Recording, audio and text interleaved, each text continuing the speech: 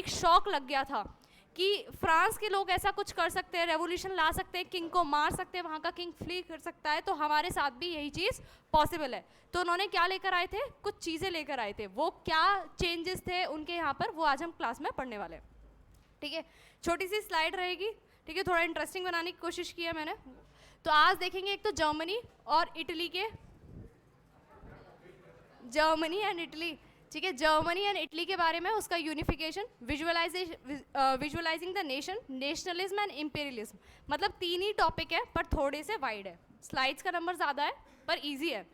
अब अगर हम जर्मनी की बात करते हैं, can the army be the architect of the nation? क्या ऐसा हो सकता है कि किसी देश की आर्मी से एक नेशन बनाया जा सके? पॉसिबल है? हाँ, एक साइड से देखे तो पॉसिबल है, पर दूसरी साइड से पॉसिबल है नहीं। अब आपके ऊपर कोई अटैक कर देता है और आपसे बोलता है कि आप किस क्लास के बच्चे हो? 12th क्लास के। क्या मान लोगे? बोलोगे नहीं, हम मेंटल ग्रोथ से तो नहीं है। मेंटल ग्रोथ से हम किस क्लास में अभी? 10th में है। सारे 10th में है। कौन है कॉलेज में? ठीक है, तो इसी तरीके से यहाँ पे एक क्वेश्चन आता है, क्या आर्मी को आर्किटेक्ट बनाया जा सकता है किसी भी नेशन का? ठीक है, अब आता है कि जो लिबरल इनिशिएटिव्स था जर्मन का, वो क्या कर दिया था? रिप्रेस कर दिया गया था। मींस मतलब फोर्सेस की हेल्प से उसको क्या कर दिया गया था? शांत कर दिया गया था फ्रेडरिक विलियम ने। बट यहाँ पे एक चीज़ लिखी हुई है 1848। ये सब किस टाइम पे हो रहा था? 1848। क्या बनाया गया था? पार्लियामेंट बनाया गया था। ठीक है, अब क्या हो रहा था? अब क्या हो रहा था कि लोगों को, राजा को ये बात समझ में आ चुकी थी कि अगर मैं इनकी बात नहीं मानता हूँ तो ये मेरे ऊपर अटैक कर देंगे, मे बी कल ये मुझे मार भी दें, सजा भी दे दें, अरेस्ट कर दें। तो उन्होंने क्या बोला, या कह सकते हैं कंजर्वेटिव्स। कंजर्वेटिव्स का मतलब सबको पता है। ठीक है, कंजर्वेटिव्स ने सोचा क्यों ना हम इनकी हेल्प करते हैं एंड इनको बोलते हैं कि हम आपको क्या देंगे? जर्मनी देंगे। ठीक है, पर बदले में उन्हें क्या फ़ायदा होने वाला था? कोई सोच सकता है? पॉलिटिक्स लगाओ। क्या? हाँ, they will not go against the king, and उनके मन में एक सॉफ्ट कॉर्नर बन जाएगा टूवर्ड्स द किंग कि हाँ, जो हम यूनिफिकेशन मांग रहे थे वो हम लोगों को किंग ने दे दिया। इससे क्या हुआ? क्या किंग की पावर डिक्रीज होगी? नहीं, पर किंग का होल्ड और अच्छा हो जाएगा। ठीक है, अब तक क्या था कि वो एक सिर्फ टेरिटरी में था, बट कहीं ना कहीं वो उनसे इमोशनली भी कनेक्ट कर पाएगा एंड लोग उसके फेवर में हो जाएंगे। तो इसीलिए कुछ लार्ज लैंड ओनर्स थे। लैंड ओनर्स भी कौन थे? आपके कंजर्वेटिव्स में आ जाते हैं। ठीक है, उनको क्या बोला गया था? जंकर्स। ये स्पेशली हेल्प करने आए थे। अब क्वेश्चन कहाँ से बनेगा? एमसीक्यू बनेगा कि जंकर्स कौन थे। ठीक है, और यहाँ पे याद रखना ये प्रूशिया बोला जाता है। क्या जर्मनी बन चुका है अब तक? नहीं, अभी क्या है? प्रूशिया है। ठीक है, तो पार्लियामेंट वाला ये पुराना पेज था। ये कौन है यहाँ पर? नहीं, ओटो एंड बिस्मार्क। एंड यहाँ पर क्या हो रहा है? मीटिंग हो रही है। ठीक है, अब ध्यान से सुनो, इनके बारे में क्या जानते हो? क्या जानते हो? ओटो वन बिस्मार्क के बारे में, नेपोलियन के बारे में जानते हो? उनको कंपेयर किया जाता है इनके साथ क्योंकि ये बहुत अच्छे फाइटर थे। ये एक फैमिली में बॉन्ड हुए थे जो कि एक नोबल फैमिली थी। तो ये कह सकते हैं बाई स्टेट क्या थे, ये एक तरीके के नोबल थे, या कह सकते हैं ये एरिस्टोक्रास में आए थे। काफ़ी इंटेलिजेंट थे ये। इन्होंने 7 ईयर्स के लिए यूनिफिकेशन के लिए फाइट की थी। ठीक है, 7 ईयर्स के लिए। क्या? कंटिन्यूस फॉर, हाँ, यूनिफिकेशन ऑफ जर्मनी। अब ये क्या थे? जो किंग है, यहाँ पर एक किंग है ये। ठीक है, अब ये किंग क्या बोलता है? इनको ओटोमन को बुलाता है, देखो लोग हमारे ऊपर अटैक करने का प्लान कर रहे हैं, तो अब तुम्हें क्या करना है ओटोमन, कि इन लोगों को ना सप्रेस करना है, या फिर कह सकते हैं यूनिफिकेशन करना है जर्मनी में। अब जर्मनी या प्रूशिया जो भी टेरिटरीज थी उसमें अकेली एक ही एम्पायर तो था नहीं। ठीक है, एक ही एम्पायर तो था नहीं, काफ़ी सारे छोटे छोटे एम्पायर्स और थे। कितने एम्पायर्स थे? 39। एक पूरी जर्मनी में 39 एम्पायर्स थे, सबको एक कलेक्टिव आइडेंटिटी में लेकर आना था। तो ये रिस्पॉन्सिबिलिटी किसके ऊपर आती है? ओटो वन बिस्मार्क के ऊपर आती है। इनको बोला जाता है कि पूरी जो यूनिफिकेशन हुई थी उसके आर्किटेक्चर कौन थे? ओटोमन थे। अब अगर किंग जाएगा लड़ने तो क्या अच्छा इंप्रेशन पड़ेगा? नहीं, वो अपने चीफ मिनिस्टर को बोलता है कि आप जाओ फाइट करो, यूनिफिकेशन करो जर्मनी का। ओटोमन कहते हैं ठीक है, आप किंग हैं, आपकी बात तो मानी जाएगी। बहुत अच्छे लीडर थे ये, लीडर कह सकते हैं या फिर कह सकते हैं बहुत अच्छे सोल्जर थे। 7 ईयर्स का कंटिन्यूस वॉर किया था एंड बाद में यूनिफिकेशन भी कराया था। एंड वॉर भी किसके साथ किया था? फ्रांस के साथ किया था, ऑस्ट्रिया के साथ किया था, डेनमार्क के साथ किया था एंड अब आप सोच सकते हो कि जब ये वॉर हो रहा है तो क्या रिपब्लिक हो चुका है फ्रांस? ठीक है, 1848 के बाद ही चीज़ें हो रही हैं।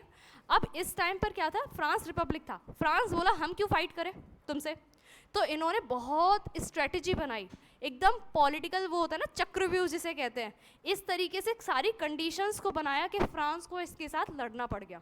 अब ऐसा क्या होता है कि लड़ाई की और कुछ हो गया। अब फॉर एग्जाम्पल आप सब लोग डिफरेंट स्कूल से हैं, पर आपके अंदर एक यूनिटी है कि आप PW के स्टूडेंट्स हैं, ठीक है, PW के स्टूडेंट्स हैं। एंड अगर कभी अटैक होता है या कुछ चीज़ होती है तो आप एक साथ होल्ड करोगे, आप यूनिटी दिखाओगे। भले ही आप हो छोटे छोटे एम्पायर्स, पर आपकी क्या ये रहेगी, यूनिटी रहेगी जब एक साथ बात की जाएगी। यही हुआ था यहाँ पर। जब फ्रांस ने अटैक करा प्रूशिया के ऊपर, तो जितनी 39 स्टेट्स थी ना, अब उनके पास क्या ऑप्शन था, प्रूशिया के साथ मिलने का। क्यों? क्योंकि प्रूशिया बड़ा एम्पायर था। तो ओटोमन ने इसी की हेल्प ली एंड साथ में क्या होने लगी, मीटिंग्स होने लगी, दोस्ती बढ़ने लगी, एंड क्या हुआ, यूनिफिकेशन ऑफ जर्मनी हुआ। ठीक है, यहाँ तक स्टोरी समझ में आई? ये भी कौन है? नेपोलियन। ठीक है, इनकी मुस्टेश कैसी है?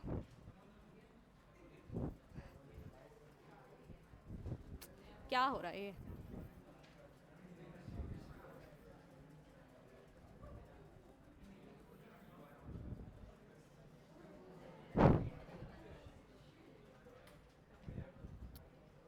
स्लाइड, एक स्लाइड इरेज हो गया, स्लाइड इरेज हो गया।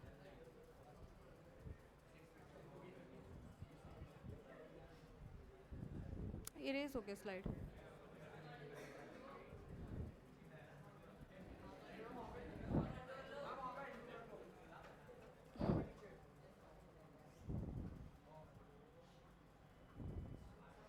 ठीक है, पता नहीं ये क्या है।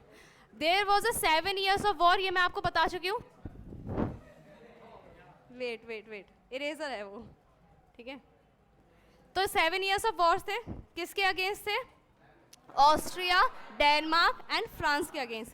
3 उनके अगेंस्ट क्या थी, प्रूशिया की वॉर चल रहा था। ठीक है, कौन लीडर थे यहाँ पर? आपके ओटोमन थे। एक दिन जनवरी 1871 में क्या होता है, Prussian king William was proclaimed German empire in the ceremony held at Versailles. पूरी स्टोरी कनेक्ट करती हूँ, ऐसा लगेगा कि मैम क्या किया है, स्टार्टिंग की और बीच में सारा पार्ट स्किप कर दिया। आपके लिए कंटेंट कम करने के लिए मैंने ये किया। मैं दोबारा से स्टोरी लिंक कर रही हूँ। जर्मनी को यूनिफिकेशन करना था, किंग का नाम था विलियम। ठीक है, विलियम 1 नाम था इनका, वैसे फ्रेडरिक विलियम ने ये स्टार्ट किया था। उन्होंने बोला कि आप ओटोमन, आपके पास ये सारी पावर है कि आपको यूनिफाई करना है। तो ओटोमन क्या करते हैं, 7 years का वॉर करते हैं, किसके साथ? ऑस्ट्रिया के साथ, डेनमार्क के साथ एंड फ्रांस के साथ।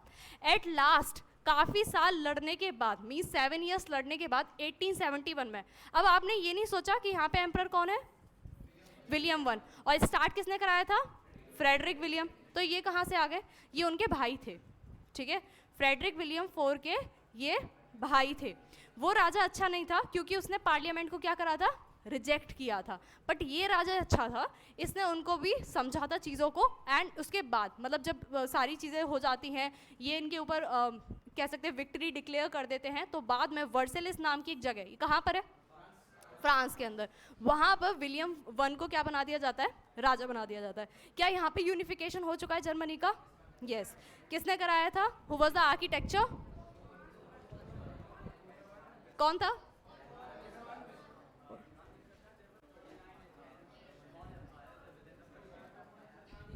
Silent.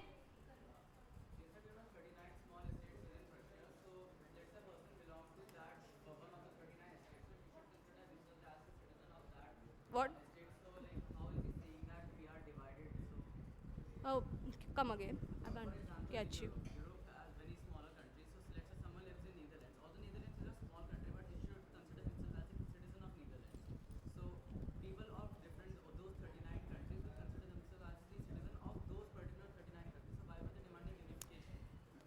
They was not countries, they were empires. Okay, they were empires.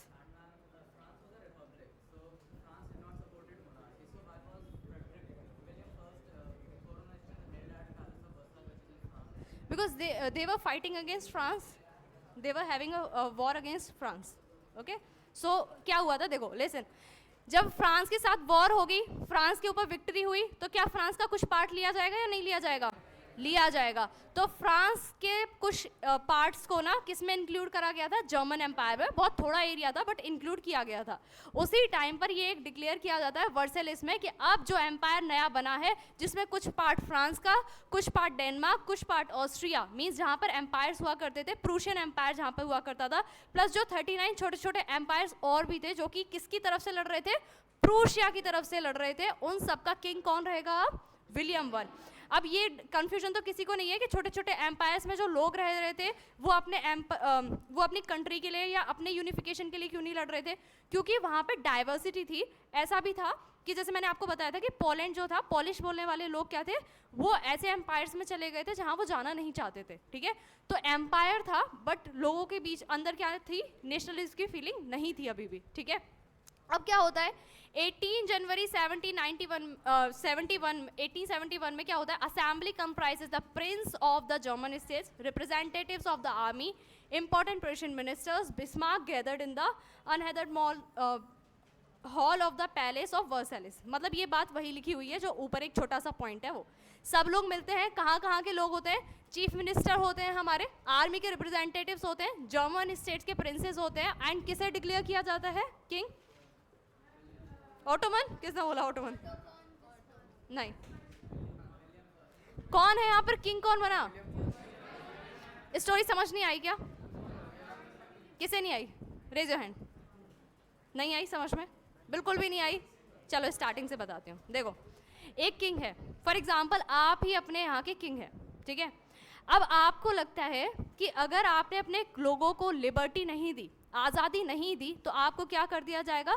Prison में भेज दिया जाएगा, या आपके अगेंस्ट आपके लोग क्या लेंगे? एक्शन लेंगे। तो आप क्या करोगे? आप एक चीफ मिनिस्टर अपॉइंट करोगे। चीफ मिनिस्टर का नाम क्या है? Auto von Bismarck. उससे बोलते हो देखो कुछ भी करो पर मुझे प्रिजन में जाने से बचाओ। मीन्स लोगों को क्या करना है? यूनिफाई करना है। अब आपकी जो टेरिटरी है उसमें कितनी स्टेट्स हैं? 39 स्टेट्स। छोटे छोटे किंगडम है, छोटे छोटे एरिया है।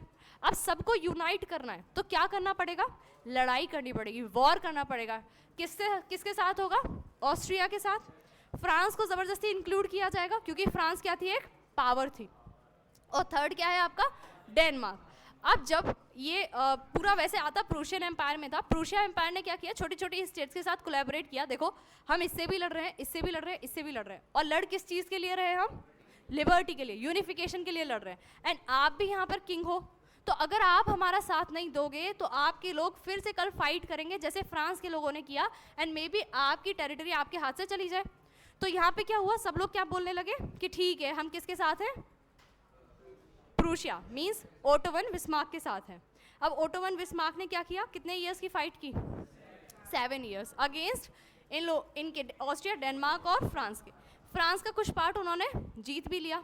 और उसके बाद क्या होता है? वर्सेलिस नाम की जगह पर एक विलियम वन, जो किसके भाई थे? फ्रेडरिक विलियम वन के, उनको राजा बना दिया जाता है। किसका? प्रूशिया का, ठीक है? Empire headed by Kaiser William one of Prussia. Means बोल दिया जाता है कि हाँ आपका जर्मनी का एम्पायर है, ठीक है? ये है पूरा, ये देख रहे हो प्रूशिया का पूरा एम्पायर, ठीक है? ये छोटी छोटी स्टेट्स हैं, यहाँ पे इसमें नेम क्लियर नहीं है पर वैसे आपका ये क्लियर रहेगा, ठीक है? तो ये छोटी छोटी स्टेट्स हैं, ये छोटे छोटे एम्पायर्स थे इसमें प्रूशिया में। ये इसका यूनिफिकेशन हो गया। हाँ मतलब क्या? वर्सेलिस एक पैलेस में साइन हुआ था, साइन नहीं हुआ था मीन्स किंग को डिक्लेयर किया गया था, ऐसे स्ट्रीट ही साइन नहीं हुई थी।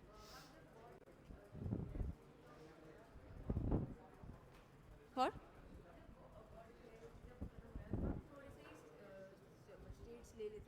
हाँ फ्रांस के कुछ स्टेट्स ले लिए थे। क्या बताया मैंने? क्या बताया था? Who was the chief minister of Frederick William? William one.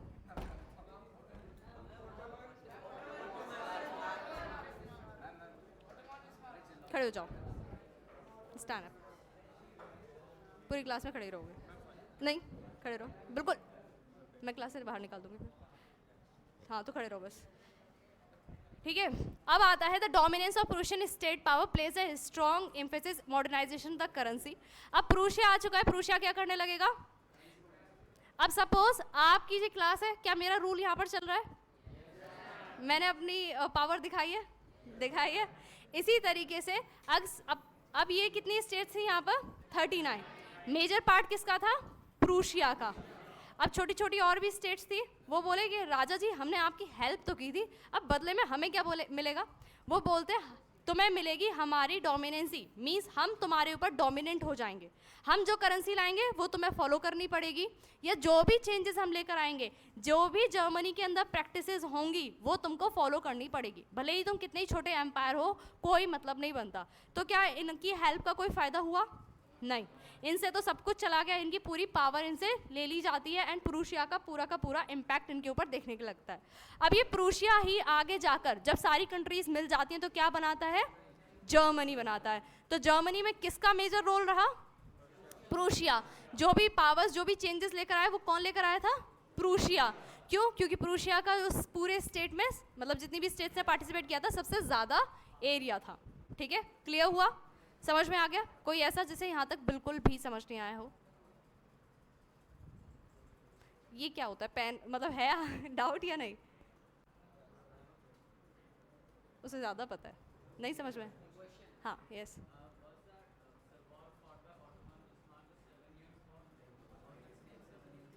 Yes, it was continuous war for 7 years.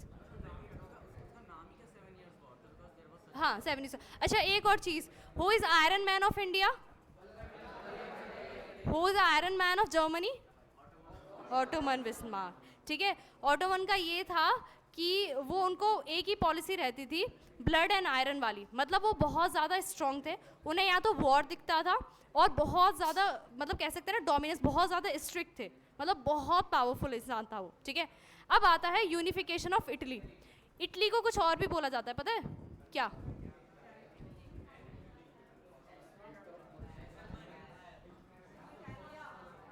क्या इसकी शेप, एक मिनट ध्यान से देखना, क्या इसकी शेप बूट जैसी है? बूट पहनते हो ना, बूट्स, क्या इसकी शेप बूट जैसी है? मुझे तो लग रही है। तो ये बोला जाता है कि यूरोप में ये एक ऐसी कंट्री है जो कि कैसी शेप की है? बूट जैसी। ठीक है, अब एक चीज़ और याद रखना, ये क्या है आपका, क्या नाम है इस सी का? मेडिटेरियन सी। अच्छा, अब मैं आपको एक इंटरेस्टिंग सी चीज़ बताऊं, ये जो मेडिटेरियन सी है ना, आपके यहाँ फरवरी में बारिश होती है ना, अभी हुई थी कुछ दिन पहले। हाँ, तो उसका जो वाटर होता है वो कहाँ से आता है?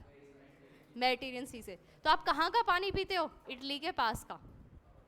ओके, जिसे सेलिब्रिटीज इंपोर्ट करते हैं वो आपके पास आ जाता है। अब आप बोलोगे मैम पीते तो नहीं है क्योंकि वो ऐसे ड्रेन होती है। नहीं, पीते नहीं है, बट हाँ जाता है, वो ग्राउंड वाटर में ही है ना, तो ये रहता है आपका। ठीक है, पता था ये किसी को? क्यों होता है, क्यों होता है ऐसा?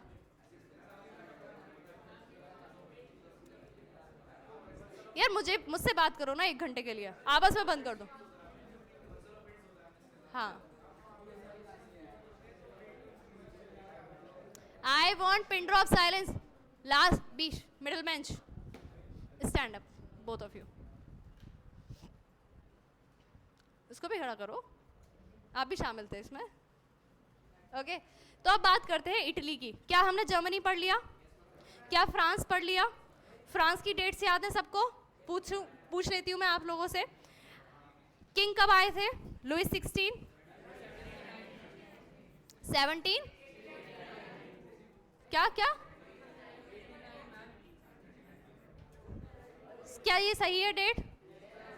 उसके बाद फ्रेंच रेवोल्यूशन 1789, उसके बाद 1791 में 1791 में नेशनल असेंबली, यस 1791 में नेशनल असेंबली। उसके बाद 1792 में नेशनल असेंबली अबॉलिश की जाती है। पावर में कौन आता है? Robespierre, Maximilian, Jacobin club. उसके बाद क्या होता है? एक ईयर वो भी चलते हैं, ऑलमोस्ट 2 या 1.5। उसके बाद रिपब्लिक आता है, इलेक्टेड असेंबली आती है। ठीक है, उसके बाद कौन आता है? Elected assembly. इलेक्टेड असेंबली के बाद 1799 में नेपोलियन इमर्ज हो जाते हैं, बट आपकी बुक्स में लिखा हुआ है कि वो खुद को पावर में कब आते हैं, 1804, बिकॉज उस टाइम पर वो एक ऑफिशियल डिक्लेरेशन करते हैं कि that I am the dictator of this France या फिर ऑफ दिस नेशन। उसके बाद 1815 में क्या होता है, बैटल ऑफ, ट्रीटी का नाम क्या होता है, ट्रीटी ऑफ वेना। वेना कहां पर है, ऑस्ट्रिया। उसके बाद क्या होता है, उसके बाद पावर में कौन आता है, लुइस फिलिप, ठीक है। फिर उसके बाद वो कब तक पावर में रहते हैं, 1830 मतलब 15 इयर्स। उसके बाद क्या होता है, दोबारा से वॉर शुरू होता है, हंगर वगैरह, स्ट्राइक वगैरह। 1848 में क्या हो जाता है, यूनिफिकेशन हो जाता है। इसी टाइम पर मतलब जो जर्मनी का पार्लियामेंट होता है वो कब आता है, इन द ईयर 1840s के अराउंड ही आता है, पार्लियामेंट बनता है, ठीक है। 52 है आई गेस ईयर, ठीक है। तो उसके बाद क्या होता है, डिक्लेरेशन ऑफ वॉर, ठीक है। Who was the king of Prussia जब पार्लियामेंट के टाइम पे थे, फ्रेडरिक विलियम फोर्थ। फ्रेडरिक क्या करते हैं, प्रपोजल को रिजेक्ट कर देते हैं। उसके बाद क्या होता है, एक चीज समझ में आ जाती है, किसे चीफ मिनिस्टर बनाते हैं, ओटो ऑन बिस्मार्क। बोलते हैं क्या करना है, यूनिफिकेशन करना है। ये क्या करते हैं, 7 इयर्स का war against France and Denmark. उसके बाद क्या होता है, किस ईयर में, 1871 में क्या होता है, unification of Germany. Unification of Germany, क्या इसका इम्पैक्ट कुछ और स्टेट्स पे पड़ता है, कितनी स्टेट्स थी, 39। इम्पैक्ट क्या होता है कि उन सबको क्या मानना पड़ता है, जो भी प्रूशिया चेंजेस करता है। And who was the dominant in Germany, Prussia, ठीक है। अब उसके बाद क्या आता है, एक बूट शेप कंट्री है, उसका नाम है जर्मनी। वो लोग इटली, वो बोलते हैं कि हम लोग भी अपने अंदर क्या लेकर आएंगे, यूनिफिकेशन लाएंगे, ठीक है, यूनिफिकेशन लाएंगे। अब एक चीज याद रखना, क्या इंडिया में डाइवर्सिटी है, इससे ज्यादा डाइवर्सिटी यूरोप में थी, ठीक है, इससे ज़्यादा डाइवर्सिटी यूरोप के अंदर थी। एंड उसका एक एग्जाम्पल है आपका इटली, ठीक है। इटली का ये जो एरिया है ना, छोटा सा एरिया है, बट उस टाइम पर ये काफ़ी सारे किंगडम्स में डिवाइडेड था, बहुत छोटे छोटे किंगडम्स में ये डिवाइडेड था। इसकी एक लॉन्ग पॉलिटिकल कह सकते हैं ना, छोटे छोटे फ्रेगमेंट से। अच्छा, इटली का कोई रिवॉल्यूशनरी भी था ना, गिसिपी मैजिनी, रिवॉल्ट ऑफ, क्या रिवॉल्ट था उनका, जिसकी वजह से उन्हें एग्जाइल पे भेजा गया था, हाँ, रिवॉल्ट ऑफ लिगुरिया। उसका क्या था, उसकी वजह से उन्हें क्या, कहाँ भेजा गया था, एग्जाइल पे भेजा गया था। जब वो एग्जाइल पे भेजे गए थे तो उन्होंने क्या किया था, यंग इटली बनाई थी। यंग इटली किसके लिए लगता है, इटली के लोगों के लिए, ठीक है। हाँ, अब देख लेते हैं यहाँ पे इटली के बारे में थोड़ा सा पढ़ लेते हैं। इटली में रूल किसका है, हैब्सबर्ग एम्पायर, ठीक है। मेजर रूल किसका है, हैब्सबर्ग एम्पायर। बट इसके अलावा इसको छोटी छोटी 7 स्टेट्स में भी डिवाइड किया गया था। Only one was Sardinia, Piedmont and was the leader of princely house, ठीक है। मतलब जो लीडर था ना, या कह सकते हैं जो इटली की मेन सोल थी, इटली की मेन सोल जो बनेगी वो ये है, ये वाला किंगडम है, या फिर ये कह सकते हैं ये वाला एम्पायर है। ये कहाँ पर पड़ता था, अगर मैं इटली आपको दिखाऊं तो यहाँ पर इसके अराउंड पड़ता था, ठीक है। इसके बीच का जो एरिया था, मतलब इतना नीचे नहीं, पर यहाँ पे बीच का जो एरिया था, वो यहाँ पे कौन रूल करता था, यहाँ पे कौन रूल करता था, यहाँ पे कुछ भी, नेपोलियन कहाँ से आ गया, यहाँ पे रूल करते थे प्रीस्ट वगैरह, ठीक है। और बाकी ये सिलिसिस या कुछ और छोटी मोटी आइलैंड्स थी, ये भी फर्दर डिवाइडेड थी 7 पार्ट्स में।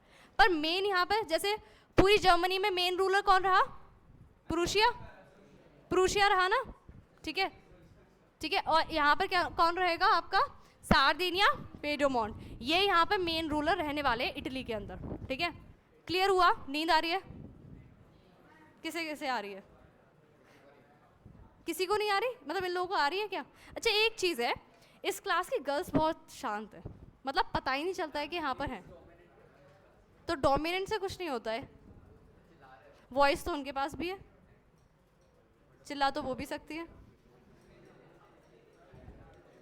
क्या रीजन है?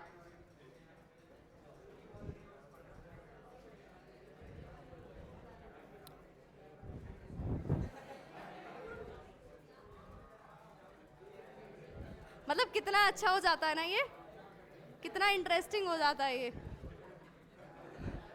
अब आता है देखो, north part was under the Austrian Habsburg. Italy का नॉर्थ पार्ट पूछो कौन सा है? बिल्कुल शांति हो जाए, शांत बिल्कुल। नॉर्थ पार्ट कहाँ है इटली का? ठीक है, तो नॉर्थ पार्ट में कौन था? ऑस्ट्रियन हैब्सबर्ग एम्पायर था। Centre was ruled bye pope. ये पोप कौन है? प्रीस्ट, या कह सकते हैं जो भी चर्च वगैरह के लोग थे वो रूल करते थे इस पार्ट में। ठीक है, north part was ruled by Austrian Habsburg and the southern regions were domination of kings of Spain. ये स्पेन का है। ठीक है, ये किसका है? ये किसका रीजन है?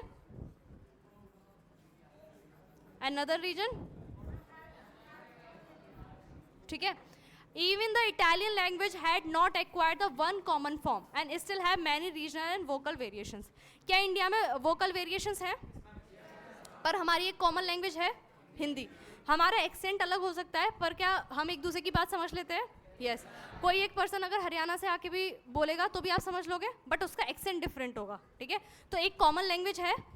इनके पास क्या कॉमन लैंग्वेज थी? नहीं, बहुत ज़्यादा वोकल वेरिएशन हुआ करता था क्योंकि इतने ज़्यादा तरीके के लोग तो थे। अब कैसे इटली यूनिफाई हुआ ये देखते हैं। 1813 के टाइम पे कौन थे? गिउसेप्पे मैज़नी। क्या बनाया था? Young Italy. कहाँ पर बनाई थी? मार्सिलेस में। और दूसरी सोसाइटी का नाम क्या था? Young Europe. कहाँ पर थी? स्विट्जरलैंड। याद है, बर्ने याद नहीं है। ठीक है, बैठ जाओ तुम नहीं। He had also formed a secret society। क्या नाम था? Young Italy. क्या इनका ये जो ये रिवॉल्यूशन था ये क्या सक्सेसफुल हो पाया था? कहाँ भेज दिया गया था? एग्जाइल में भेज दिया गया था। तो अब ये क्या करेंगे? कुछ तो करना पड़ेगा। तो ये क्या करते हैं? Failure of uprisings in 1831 and 1848। ठीक है, अब ये क्या था? सर्दिनिया पेरोमोन क्या होती है? किसके अंडर है? किंग का नाम याद होना चाहिए, विक्टर इमैनुअल सेकंड। किंग के नेम सबको याद है? कोई ऐसा जिसे नहीं याद हो? पहले याद होते थे, क्या नहीं याद है? पूछूं मैं, जर्मनी का रूलर कौन था जिसने ऑटोमन को? नहीं याद है, बिल्कुल भी नहीं याद है। Frederick William. उसके बाद उनके भाई थे, उनका नाम क्या था? William one. वो तो याद है। ठीक है, किंग कौन था फ्रांस का? यार इतना इनडिसिप्लिन क्यों है? क्योंकि मैं फ्रेंडली हूँ? क्या रीजन है? इतने इनडिसिप्लिन का क्या रीजन है? क्या किस बात की डिबेट्स हो रही हैं?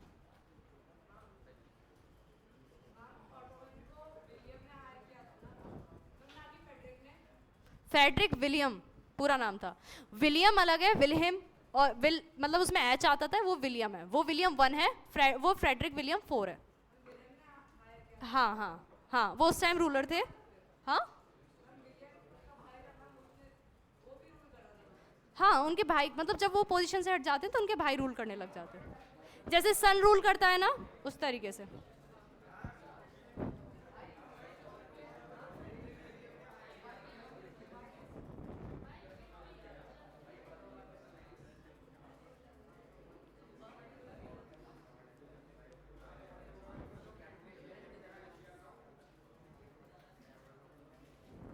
क्लास खत्म हो गई है ना? बंद कर दूं मैं रिकॉर्डिंग? ऑफ कर दूं सारी चीज़ें? बात कर लो या तो आप लोग। देखो, इनडिसिप्लिन मत रखो। ठीक है, मैं भी बहुत एग्रेसिव हूँ, तो उस चीज़ को मत निकालो। मैं जब तक तुम्हारे साथ फ्रेंडली हूँ रहने दो। ठीक है, नहीं तो तुम्हें ही इसके इफेक्ट्स देखने पड़ेंगे। स्लाइड ओपन कर दूंगी, रीड कर दूंगी, पढ़ा के चली जाऊंगी, प्रॉब्लम तुम्हें होगी। ठीक है, 1 घंटे चुप रह लो, उसके बाद जो करना है करना। और पनिश करने में भी मुझे कोई प्रॉब्लम नहीं होगी। बस तुम्हारे पेरेंट्स को बताना है कि 10th 1 का जो बैच है वो इनडिसिप्लिन करता है क्लास में। ठीक है, पेरेंट्स पे जाएगी कॉल और कोई प्रॉब्लम नहीं होगा। करवाना है? नहीं तो शांति से सुन लो, जो पूछ रहे हैं उसका आंसर दो, उसके बाद बिल्कुल शांति हो जानी चाहिए। तो फ्रेडरिक विलियम फोर्थ थे, ठीक है, उन्होंने अपॉइंट किया था अपने चीफ मिनिस्टर को ओटो वन को, और उसके बाद जब तक यूनिफिकेशन हो पाता है वो विलियम वन हो जाते हैं। अब क्या हुआ था, जो रिवॉल्यूशनरीज थे जैसे कि गुसेपी मैज़नी यंग इटली सोसाइटी बना रहे थे, पर क्या वो कुछ इम्पैक्ट लेकर आ पाए थे? नहीं लेकर आ पाए थे, एग्जाइल पे भेज दिया था क्योंकि बहुत छोटे लेवल पे चीज़ें हो रही थी। 1831 या 1848 में उस टाइम पर रूलर कौन है? Victor Emmanuel second. इन्होंने सोचा कि जब इतना सब कुछ हो रहा है तो हम भी क्या करते हैं, यूनिफिकेशन करते हैं, ठीक है। यूनिफिकेशन करते हैं किसके थ्रू? वॉर के थ्रू, क्योंकि जर्मनी ने भी क्या किया था, यूनिफिकेशन थ्रू वॉर किया था। And who was the architecture? Auto one, ठीक है। तो ये क्या करते हैं, ये अपने चीफ मिनिस्टर को लेकर आते हैं। क्या उनके चीफ मिनिस्टर थे? यस। ये बोलते हैं चलो मैं भी यही करता हूँ, ये अपने एक चीफ मिनिस्टर को लाते हैं, उनका नाम है कैवर। कैवर से बोलते हैं कि अब आपकी जिम्मेदारी है, मैं तो किंग हूँ, मैं जाऊँगा तो लोग कहेंगे कि बताओ किंग ने वॉर कर दिया, तो अब रिस्पॉन्सिबिलिटी किसकी है? आपकी है। सारी मेहनत आप करो, बाकी फ्रूट कौन लेगा? मैं, ठीक है। सारा कुछ रिजल्ट का मजा कौन लेगा? मैं। तो अब ये क्या करते हैं, ये यूनिफाई करने चले जाते हैं इटली को, ठीक है। और क्या क्या स्टेप्स ये लेते हैं वो अभी हम देख लेते हैं, ठीक है। तो कुछ स्टेप्स जो कैवर ने लिए थे, एक तो ये था कि इन्होंने सबसे पहले ऑस्ट्रिया को हराया था। ऑस्ट्रियन एम्पायर कहाँ पर था? नॉर्थ में था। क्या किस ईयर में हो रहा है ये सब? 1851 में। किसके साथ अलायंस बनाई है यहाँ पर? फ्रांस के साथ, ठीक है। अपार्ट फ्रॉम रेगुलर ट्रूप्स, अभी सेकंड नंबर पे क्या करेंगे, large number of arm volunteers. यहाँ पे कौन है? ये है गुसिपी गैरिबाल्डी। क्या ये हमने कहीं और भी सुना था? गुसिपी मैज़नी। क्या ये और वो एक ही है? नो, ठीक है। गुसिपी मैज़नी कौन थे? रेवोल्यूशनरी थे, और ये क्या है? एक सोल्जर, ठीक है। कैवियर एंड गैरिबाल्डी जो है, ये दो लोग क्या लेकर आते हैं? यूनिफिकेशन लेकर आते हैं। अब ये गैरिबाल्डी को क्या बोला जाता है कि देखो आप तो हो सोल्जर, आपकी लोग बहुत बात को मानेंगे, तो ये जाते हैं कुछ फीजेंस के पास। फीजेंस से बोलते हैं वॉलंटियर आर्मी बनाएंगे। वॉलंटियर आर्मी का मतलब समझते हो? कोई ट्रेनिंग नहीं, कुछ नहीं, सीधे जाकर क्या करना है? वॉर करना है, ठीक है। कोई ट्रेनिंग नहीं है, कुछ भी एक्सपीरियंस नहीं है, वॉर करना है। तो ये क्या बनाते हैं? आपकी एक आर्मी बनाते हैं, किसकी? वॉलंटियर आर्मी, पीजेंट्स की। फिर 1860 मतलब एक साल पहले किसके साथ वॉर हुआ है? नॉर्थ रीजन में, ठीक है। North region of Italy means ये वाला एरिया, ये वाला रीजन, ठीक है, ये वाला रीजन। और अब किसके साथ वॉर होने वाला है? अब किसके साथ वॉर होगा लास्ट में? वो होता है, देखो ये पीजेंट का मासेस मैंने लिख दिया, अब होगा सदर्न इटली के साथ। Southern Italy had never heard of Italia. अब अच्छी एक और चीज़ बात बताती हूँ आपको, गैरिबाल्डी को भेजा गया था साउथ में। क्या आप लोग इंटेलिजेंट हैं? थोड़े बहुत? इलिटरेट हो? लिटरेट हो, ठीक है। पर जो फीजेंस थे ना वो इतने सीधे थे, गैरिबाल्डी ने कहा कि वॉर करना है, वॉर करना है। अब जैसे हम लोग नारे लगाते हैं, ये भी एक नारा बनाते थे, क्या? ला टैलिया। अब ये लोग इतने सीधे थे, इतने सीधे थे, इसका मतलब क्या होता है? इटली बनाना। इन लोगों को लगता था ये जो विक्टर इमैनुअल है ना, इसकी वाइफ का नाम है ये। तो उनको ये काफ़ी टाइम तक लगने लगा था कि ये जो है ना, ये किसकी वाइफ है?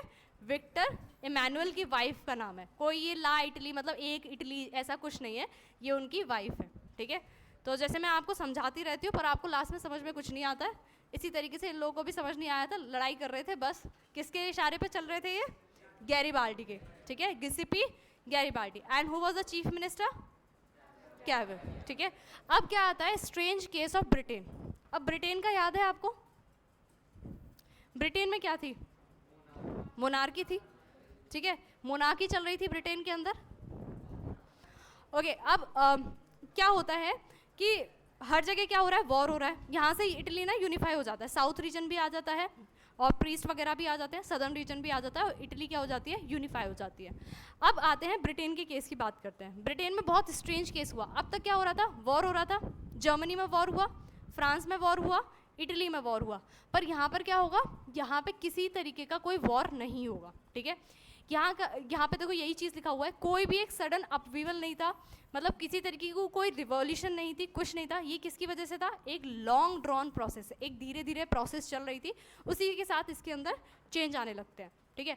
अब देखो ब्रिटेन की बात अगर मैं आप लोग कुछ समझते हैं कि ब्रिटेन कुछ है? एक ग्रेट ब्रिटेन है और एक इंग्लैंड है, तीन चीज़ें हैं, पता है आपको ये चीज़? सिर्फ ब्रिटेन नहीं है, ब्रिटेन, ग्रेट ब्रिटेन और इंग्लैंड। ब्रिटेन के अंदर जो थी 4 आइज थी इसकी, ठीक है, ये एथनिक मतलब ग्रुप्स थे। तो ये वाला पार्ट क्या है, ये है आपका इंग्लैंड, इसमें क्या पड़ता है आपका लंदन पड़ता है, ठीक है। ये वाला पार्ट क्या है आपका स्कॉटलैंड, ये वाला पार्ट क्या है आपका आयरलैंड बनता है। अब एक चीज़ याद रखना, ये जो ग्रेट ब्रिटेन है या फिर कह सकते हैं ना जो ब्रिटिशर्स थे, जैसे हमारे ऊपर इन्होंने रूल किया, ऐसे ही इन एथनिक ग्रुप्स के पास जाते हैं और इनके ऊपर अपनी पावर दिखाते हैं। 4 ग्रुप थे, English, Scot, Welsh and Irish, ठीक है। ये 4 एथनिक ग्रुप्स थे जो कि इस एरिया में रहते थे। अब ये धीरे धीरे इनके ऊपर जाएंगे और अपनी कॉलोनी इनको बनाएंगे। इसीलिए अगर आप कभी आयरलैंड जाते हो, जैसे मेरी एक फ्रेंड है, वो कहाँ पर है, आयरलैंड में है, ठीक है, वो अपने मास्टर्स परस्यू कर रही। सो मैंने उसको बोला कि क्या फ़र्क पड़ता है कि अगर आप इंग्लैंड में हो या फिर आयरलैंड में हो, ठीक है, एक बात तो एक ही है। बट उन्होंने बोला कि आयरलैंड के जो लोग हैं ना, उनकी थिंकिंग बहुत डिफरेंट है इंग्लैंड के लोगों से। क्यों? क्योंकि वो कहीं ना कहीं एक कॉलोनी रहे थे और हम भी एक कॉलोनी थे, तो हमारी फीलिंग भी डिफरेंट है ब्रिटेन की तरफ, इंग्लैंड की तरफ। इसी तरीके से इनकी फीलिंग्स भी डिफरेंट है। बट भले ही ये उसकी एम्पायर का पार्ट बोला जाता था या अभी भी कहीं कहीं बोला जाता है, बट स्टिल इनके बीच में एक अच्छे रिलेशंस नहीं है, ठीक है। But as the English nation steadily grew in the wealth, importance and power, it was able to extend the influence over the nations of islands. मतलब ये छोटी छोटी आइलैंड्स हैं, इनके ऊपर इसने क्या करने लगा, अपना इन्फ्लुएंस दिखाने लगा। ये हम पहले से ही पढ़ के आए हैं। अब आता है इंग्लिश पार्लियामेंट, ठीक है। ये 3 पॉइंट्स हैं, बहुत इंपॉर्टेंट है। हम किस ईयर में एंटर कर चुके हैं अब दोबारा से, 1707, ठीक है, पीछे जा चुके हैं। जब मैं हिस्ट्री पढ़ती थी तो मुझे बड़ा कन्फ्यूजन होता था कि अभी तो हम कहाँ पहुँचे थे 1871 एंड सडनली हम कहाँ पहुँच जाते हैं 1707 में, ठीक है। तो उस टाइम पे मैं चीज़ें कनेक्ट नहीं कर पाती थी। क्या प्रॉब्लम आपके साथ भी है? होती है? तो ये मेरे साथ भी होती थी। मुझे उस टाइम पर लगता था कि हम सडनली एक चीज़ पढ़ रहे हैं, ऐसा क्यों नहीं करते हैं कि ये सीरीज़ से बताएं, पहले 1707 बताएं, फिर उसके बाद धीरे धीरे आगे बढ़ें, ठीक है। तो पर जितनी भी बुक्स हैं ना, उसमें यही चीज़ें लिखी हुई हैं। अब आती है इंग्लिश पार्लियामेंट की बात करते हैं। 1688 में, ठीक है, यहाँ पे एक कॉन्फ्लिक्ट होता है और इंग्लिश पार्लियामेंट को बनाया जाता है। फिर 1707 में आता है, मतलब ये एक एक जगह के बारे में बात की जा रही है। ये किस ग्रुप के बारे में है? इंग्लैंड के, ठीक है, इंग्लिश लोगों के बारे में। यहाँ पर एक्ट ऑफ यूनियन लाया गया एंड यहाँ पर कौन सफ़र करता है? स्कॉटिश, ठीक है। स्कॉटिश जो लोग थे ना, वो थोड़े गरीब थे, या फिर कह सकते हैं इतने वेल्थ पे अच्छे नहीं थे जितने कौन थे, यूरोपियंस या फिर इंग्लैंड के लोग थे। इन्होंने क्या किया, इन्होंने यूनाइटेड किंगडम बना दिया, है ना। अब जब जैसे ही स्कॉटलैंड इंग्लैंड के अंदर आ जाती है, उसको क्या बोला जाता है? United kingdom. यूके बोलते हो ना, हम कहाँ जा रहे हैं? यूके जा रहे हैं। तो वहाँ पे जब स्कॉटलैंड को और इंग्लैंड को मिलाते हो तो क्या बोलते हो? ग्रेट ब्रिटेन या United kingdom of great Britain, ठीक है। स्कॉटिश या फिर स्कॉट के लोगों ने स्कॉटलैंड के लोगों ने उस टाइम पर बहुत सफ़र किया। जैसे कि एक तो था डिस्क्रिमिनेशन होता था बहुत हाई लेवल पे। क्या यहाँ पर भी होता था डिस्क्रिमिनेशन, ठीक है। इंडियंस के बीच में तो था ही, प्लस इंडियंस और ब्रिटिशर्स के बीच में भी बहुत डिस्क्रिमिनेशन था। फॉर लाइक प्रमोशन होना है ना, तो प्रमोशन पहले किसका होगा? ब्रिटिशर का होगा, एंड अगर वो सेम पोजीशन पे हैं तो, ठीक है। अब आता है incorporation of England Ireland. Ireland was deeply divided into Catholics and Protestants. Catholics पता है आपको? कैथोलिक्स एंड, और दूसरा कौन सा ग्रुप होता है? मेथोडिस्ट, ठीक है। 2 तरीके के क्रिश्चियंस होते हैं, एक होते हैं कैथोलिक और एक होते हैं मेथोडिस्ट, ठीक है। मेथोडिस्ट को जनरली बोलते हैं कि ये इंडिया के पार्ट में मिलते हैं, ठीक है, जितने नदर्न पार्ट में मिलता है, एंड कैथोलिक्स साउथ में मिलते हैं, ओके। तो जितने ऐसा भी बोला जाता है कि कैथोलिक्स जो थे ना, ये कुछ ब्रिटिशर्स थे जो यहाँ पर रह गए, या फिर यही लोग लेकर आए थे इस चीज़ को, ठीक है। तो Protestants of Ireland used to establish their dominance over the largely Catholic country. Catholic revolts against the British dominance were suppressed and after a failed revolt, मतलब कैथोलिक्स ने अपनी तरफ से पूरी कोशिश की, ठीक है। कैथोलिक्स किसको दबा रहे थे? ओवर बताओ। प्रोटेस्टेंट्स क्या थे? डोमिनेंट थे। कैथोलिक ने रिवॉल्ट किया ब्रिटिश डोमिनेंस के ऊपर, पर क्या कर दिया गया? सप्रेस कर दिया गया। फिर एक टाइम पर एक रिवॉल्ट आता है और उसके बाद आयरिश मतलब आयरलैंड को भी किस में इंक्लूड कर दिया जाता है? यूनाइटेड किंगडम में, या फिर कह सकते हैं इंग्लैंड के एक पार्ट में। A new British nation was formed and through the propagation of dominant English culture. Means यहाँ पर कहीं ऐसा सीवियर वॉर नहीं हुआ है, बस छोटे मोटे रिवॉल्ट चले, सप्रेस कर दिया गया और किसका पार्ट आ गया? इंग्लैंड का पार्ट बना दिया गया और इंग्लिश कल्चर उनको फॉलो कराया गया। The symbols of new Britain was British flag, ठीक है। देखो एक फ्लैग दिखाती हूँ आपको। ये इंग्लैंड का पहले फ्लैग कैसा था? ऐसा, ठीक है। स्कॉटलैंड का फ्लैग कैसा था? ऐसा। दोनों ने कंबाइन किया, क्या बना? Original union flag. इसके बाद आयरलैंड को भी कंबाइन किया गया और कैसा फ्लैग बना? ऐसा, ठीक है। तो देख रहे हो किस तरीके से फ्लैग का फॉर्मेशन हुआ है। पहले इंग्लैंड में सिर्फ प्लस साइन था, ये आया तो इसको पीछे बैकग्राउंड दे दिया, ये आया तो इसको भी लाइंस दे दी, और बाद में क्या बना? Current union flag. ये अभी भी वहाँ का पार्ट है। मतलब वैसे आयरलैंड वगैरह अलग है, पर अगर जब बोला जाता है ना ग्रेट ब्रिटेन, तो उसमें ये सारे नेशंस को इंक्लूड किया जाता है। इसको क्या बोलते हैं? Union Jack flag. तो समझ में आ गया यहाँ पे क्या लिखा हुआ है। इसके अलावा इनका एक नेशनल एंथम भी था। एक एमसीक्यू, दूसरा एमसीक्यू, क्वेश्चन यहाँ पे बनेंगे, मैं बता देती हूँ। God save our noble king, English language were actively promoted. हाँ, यहाँ पर भी प्रमोट की जाती है ये, ठीक है। तो ये सारी चीज़ें हुई थी। 2 एमसीक्यू इस पेज से बनते हैं, लिख लो जल्दी से, बी क्विक।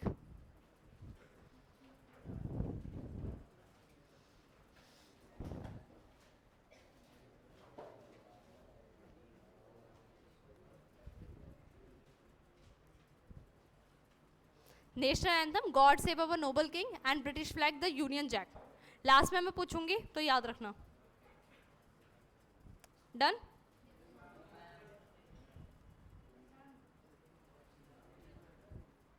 ब्रिटेन के पार्ट से ज़्यादातर क्वेश्चंस नहीं बनते हैं, तो बस इसका नेशनल एंथम वगैरह याद रखना अगर एमसीक्यू बनाना होगा, क्योंकि ये चैप्टर बहुत इंपॉर्टेंट है। बहुत सारे ऐसे इवेंट्स हैं जो कि इससे भी ज़्यादा इंपॉर्टेंट है इस ब्रिटेन के फॉर्मेशन से, ठीक है। ये देख ही लिया है हम लोगों ने। अब आते हैं visualising the nation, giving a face to a nation.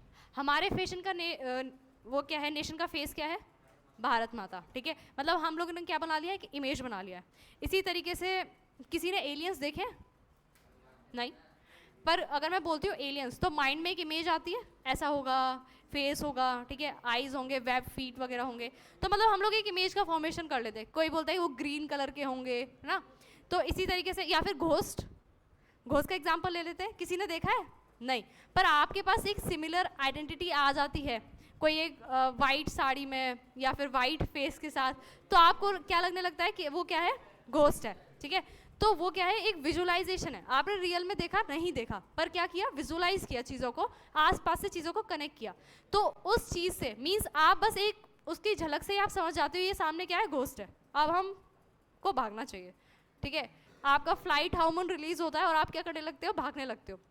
इसी तरीके से कि एक नेशन को एक इमेज मिले, एक फेस की, एक पर्सन की, तो चीज़ों को पर्सोनिफाई करने लगे, ठीक है। फीमेल फिगर्स का जनरली यूज़ किया जाता था।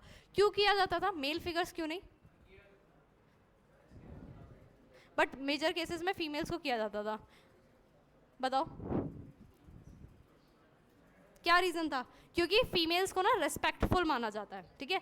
एलोगेरी माना जाता है नेशन की, मीन्स उनको रेस्पेक्ट वे में देखा जाता है, ठीक है। तो आप लोग को भी बोला जाता है रेस्पेक्ट फीमेल्स, ये सारी चीज़ें आती हैं। हाँ, वेट व्हाट? तो उन्हें नीड नहीं लगती थी ना, रेस्पेक्ट थी, रेस्पेक्ट पूरी थी। डाइवोर्स का राइट दिया था, ठीक है। मैरिज, फोर्स मैरिज बैन कर दी थी। बिजनेसेस वगैरह के लिए अलाउ किया गया था। बस वोटिंग राइट नहीं था। पॉलिटिक्स में जाकर क्या करना था, ठीक है। तो ये कॉन्सेप्ट था। ये कहाँ की फीमेल फिगर है? फ्रांस की। क्या इन्होंने वो कपड़े पहने हुए हैं जो फ्रांस पहनती थी? यस, ठीक है। मतलब फ्रांस का जो फ्लैग में है वो। ये क्या है आपका? रेड कैप है, जो कि क्या दिखाता था? लिबर्टी। तो ये किसको पर्सोनिफाई करती हैं? फ्रांस को। इनका नाम क्या था? मैरियन। एमसीक्यू है, याद रखना, ठीक है। इनकी जो भी कैरेक्टरिस्टिक्स थी वो क्या दिखाती थी? Liberty and Republic. Try colour flag दिख रहा है इनके हाथ में, मतलब इनकी बॉडी पर। यस,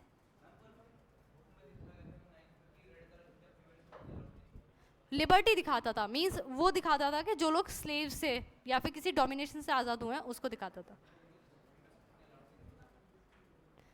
पहना है क्या? पहना हुआ है क्या? नहीं, रखा हुआ। What?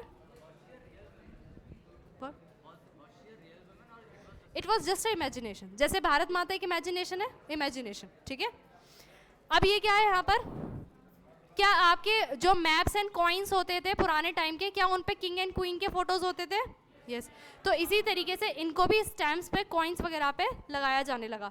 एमसीक्यू कहाँ से बनता है मैंने आप लोगों को बता दिया। नेक्स्ट बढ़ते हैं। ये कौन है? जर्मेनिया। जर्मेनिया का फ्लैग है इनके पास, ठीक है, ये ओक का क्राउन है इनके पास, इंपॉर्टेंट पॉइंट्स बता रही हूँ। ओक के क्राउन के बारे में बात की जाती है, ओक लीव्स को दिखाया जाता है, ठीक है। पीस का साइन होती है ये, किसका? पीस, पीस को दिखाती है। तो ओक लीव का क्या पहनती थी? क्राउन पहनती थी, ठीक है। हीरोइज्म को दिखाती थी, पीस को दिखाता था ये ओक लीव्स। एंड इनका नाम क्या था? जर्मेनियम। याद रहेगा क्या? यहाँ पर ये भी तो है, ओक लीव्स भी तो है, मतलब वो दिखा रही है कि अगर रेवोल्यूशन होगा तो फाइट भी होगी। अब भारत माता है, भारत माता के पास भी तो ये चीज़ें होती हैं, तो वो है कि अगर जब अगेंस्ट में कोई चीज़ जाएगी, कोई चीज़ गलत होगी, तो शी विल बी देयर, वो फाइट करेगी। अब आता है नेशनलिज्म एंड इंपीरियलिज्म। क्या डिफरेंस है नेशनलिज्म और इंपीरियलिज्म? मैम ये तो बहुत अच्छे से पता है, नेशनलिज्म की फीलिंग होना मीन्स अपने नेशन के लिए प्राइड होना, एक आइडेंटिटी होना, उसको क्या बोलते हैं? पैट्रियटिज्म होना, नेशनलिज्म बोल दिया जाता है। पर इंपीरियलिज्म क्या होता है? अब फॉर एग्जाम्पल मेरा एक नेशन है और आप सबका भी एक एक नेशन है, ठीक है। सपोज करना, इमेजिन करना, मेरा एक नेशन है, आप सबका भी एक एक नेशन है। अब मुझे ऐसा लगता है कि मेरा नेशन क्या है? मेरा नेशन सबसे अच्छा है। फोकस जा चुका है, सब क्लास के बाहर हो ना? कोई ऐसा है जो क्लास में है? थॉट्स से मैंने क्या बोला? आप सबका क्या है? एक नेशन है। क्या मेरा भी एक नेशन है? हाँ। अब मैं अपने नेशन को बोलती हूँ कि मेरा नेशन तुम सबसे क्या है? सुपीरियर है, ठीक है। मेरे अंदर फीलिंग है प्राइड की, ठीक है, सब कुछ है, पर मैंने क्या कर दिया? उसको कंपेयर कर दिया। तुम सबसे ऊपर क्या है? मेरा नेशन, ठीक है। तो ये जब फीलिंग आ जाती है एंड जब हम दूसरे के ऊपर क्या दिखाने लगते हैं? डोमिनेंस दिखाने लगते हैं, उसे क्या बोला जाता है? इंपीरियलिज्म। अब ब्रिटिशर्स की बात करते तो क्या वो खुद को सुपीरियर मानते थे? इसीलिए तो जो ग्रीन विश थी वो अपने यहाँ से पास कराई 0 डिग्री, ठीक है। तो वो क्या मानते थे कि हम ग्लोबल स्केल पे क्या है? सबसे ऊपर है। तो इस फीलिंग को क्या बोला जाता है? इंपीरियलिज्म। समझ में आ गया? छोटा सा डिफरेंस है, मतलब प्राइड करना, प्राउड फील होना अपने नेशन के लिए, पैट्रियटिज्म की फीलिंग होना, ठीक है। बट उसको ये समझ लेना कि और सारे नेशन बेकार है, सबसे ऊपर कौन है? हमारा नेशन है। ग्लोबल स्केल पे कौन है? हमारा नेशन है। वो फीलिंग गलत होती है। अब आती है बाल्कन्स, लास्ट टॉपिक है, थोड़ी सी अटेंशन, फिर उसके बाद आप लोगों को क्या मिलेगी? लिबर्टी, ठीक है। अब बाल्कन्स की बात करते हैं तो बाल्कन्स क्या था? इसकी देखो, इसमें क्वेश्चन आता है, डायरेक्ट क्वेश्चन आता है, डिस्क्राइब बाल्कन्स या राइट ब्रीफली अबाउट बाल्कन, ठीक है। क्वेश्चन आता है तो इसके बारे में समझ लेना, बैठ जाओ। The Balkans were the region of geographical and ethnic variation. क्या इटली में वेरिएशन थी? क्या जर्मनी में वेरिएशन थी? इसी तरीके से बाल्कन में भी क्या थी? वेरिएशन थी। ये वाला जो एरिया ही क्या है? बाल्कन का है। क्या रोमानिया के बारे में सुना है? क्या सर्बिया के बारे में सुना है? क्या ग्रीस के बारे में सुना है? मैसिडोनिया और अल्बानिया, ये सब सुने, बुल्गारिया, इन सब के बारे में सुना है हमने, ठीक है। पर इसमें कुछ स्टेट्स ऐसी भी हैं जो आज के टाइम पे एग्जिस्ट नहीं करती हैं, ठीक है। तो छोटे छोटे काफ़ी सारे स्टेट्स उस टाइम पे हुआ करते थे बाल्कन्स में। देखो, सारे नाम याद मत करना, पर जो आज माइंड में रह जाते हैं ना, उसको वहाँ पर लिख के आना। एक ऐसी जोग्राफिकल लोकेशन जहाँ पर क्या है? बहुत सारी वेरिएशन है। क्या है? सबसे वेरिएशन। वेरिएशन की वजह से क्या है? डिफरेंट नेशंस हैं। For example Romania, Bulgaria, Greece, Serbia, ठीक है। ऐसे कुछ 2-4 स्टेट्स का नाम लिख दोगे। पहला हो गया, large part of the Balkans were under the Ottoman. अच्छा, ओटो 1 और ओटोमन दोनों में कंफ्यूजन तो नहीं है? ये कौन थे? मुस्लिम लीडर थे। क्या इनके अंडर ग्रीस आया करती थी? ग्रीस ने इंडिपेंडेंस लिया था, यस।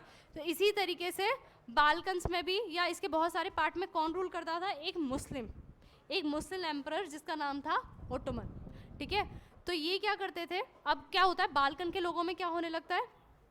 फिर से किसकी फीलिंग आएगी? रोमांटिक नेशनलिज्म, मतलब चीज़ों के साथ रिलेट किया और क्या बना? नेशनलिज्म की फीलिंग बनी। एंड इससे क्या होने लगा? ओटोमन एम्पायर बहुत एक्सप्लोसिव हो गया एंड फिर बाद में क्या होगा? फटेगा। धीरे धीरे क्या हो गया? जितनी भी यूरोपियन सब्जेक्ट थे, नेशनलिटीज़ थी, वो धीरे धीरे उसके कंट्रोल से टूटने लगती है, इंडिपेंडेंस डिक्लेयर करने लगती है, नेशनलिटी लेकर आने लगती हैं, ठीक है। अब मैं आपको एक स्टोरी बताती हूँ, स्टोरी बहुत पसंद है।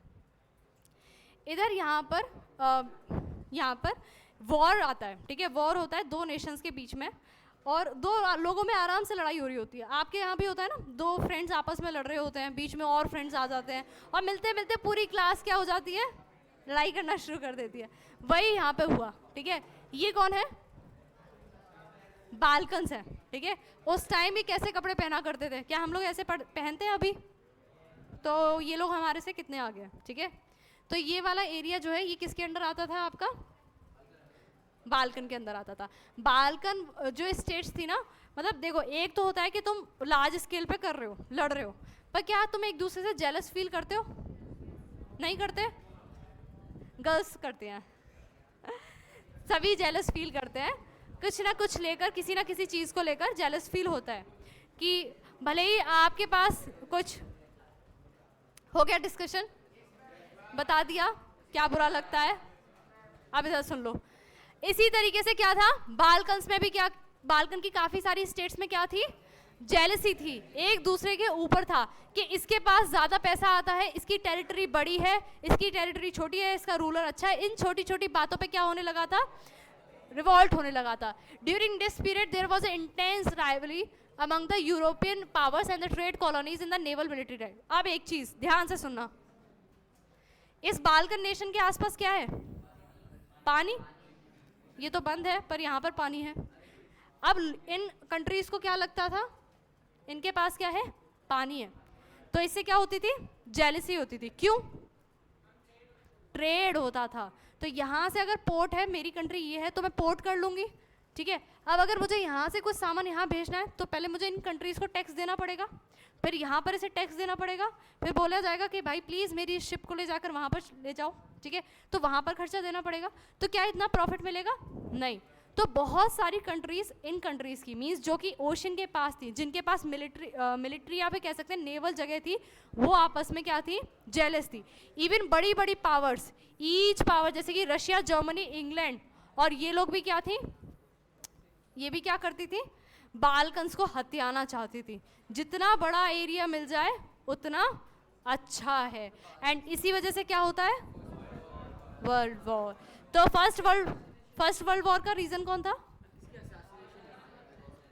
असैसिनेशन थी, एक छोटे से कह सकते हैं सोल्जर की असैसिनेशन थी, ठीक है। यहाँ पर आई थिंक सर्बिया, ऑस्ट्रिया का कोई रूलर था, ध्यान से सुनना, ऑस्ट्रिया में एक सोल्जर था, उसको मार दिया गया था। आई थिंक सर्बिया के किसी पर्सन ने मारा था या अल्बेनिया के, मतलब इधर के किसी रीजन के एक सोल्जर ने इसको मार दिया था। इन दोनों के बीच में क्या हो गया था, वॉर हो गया था। फर्स्ट वर्ल्ड वॉर कैसे स्टार्ट हुआ था बता रही हूँ। इसकी हेल्प करने कौन आ गया था, जर्मनी आ गया था। धीरे धीरे और सारे नेशंस आ गए और क्या बना, फर्स्ट वर्ल्ड वॉर, ठीक है। तो फर्स्ट वर्ल्ड का रीजन क्या था, बाल्कन्स, ठीक है। सेकेंड वर्ल्ड वॉर का रीजन कौन था, हिटलर। और थर्ड वर्ल्ड वॉर का ह्यूमंस, ठीक है, ह्यूमंस आएगा। ये बताओ आंसर।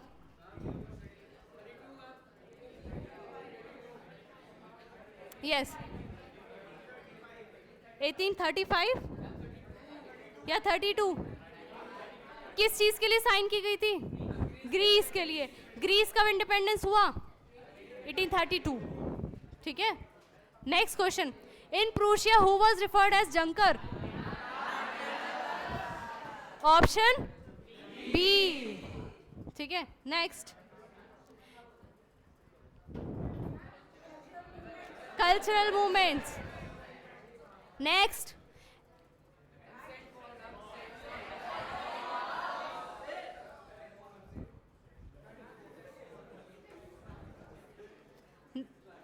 इसके साथ क्लास होती है एंड